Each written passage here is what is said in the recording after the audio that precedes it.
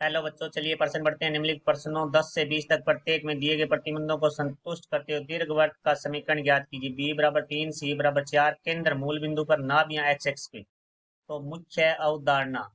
तो हमें प्रश्न में दीर्घवृत्त की समीकरण पूछी गई है, तो सबसे पहले हम दीर्घवृत्त की समीकरण को लिखते हैं। तो जो होती है हमारी एक्स की घात 2 बटे ए की घात 2 प्लस वाई की घात 2 बटे बी की घात 2 बराबर 1, जहाँ ए बड़ा है बी से और इसकी जो नाभियां हैं वो हमारी एक्स एक्स पे स्थित होगी, क्योंकि यहाँ ए बड़ा है जो कि एक्स एक्स पे है। इसका अर्थ हुआ कि नाभियां वो हमारी एक्स एक्स पे होगी, और नाभियों के जो हमारे निर्देशांक होते हैं वो होते हैं plus minus C comma zero, जहाँ सी केंद्र से हमारी नाभि के बीच की दूरी होती है, और इस स्थिति में हमारा जो केंद्र है वो मूल बिंदु होता है।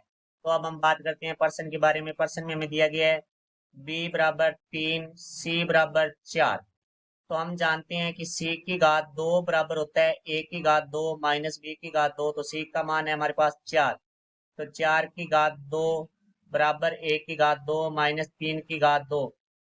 तो यहाँ से आ जाएगा हमारे पास 4 की घात 16। तो इधर माइनस 3 की घात 2 यहाँ लाएंगे बराबर से दूसरी तरफ, तो ये प्लस का हो जाएगा। 3 की घात 2 9 होता है बराबर a की घात 2।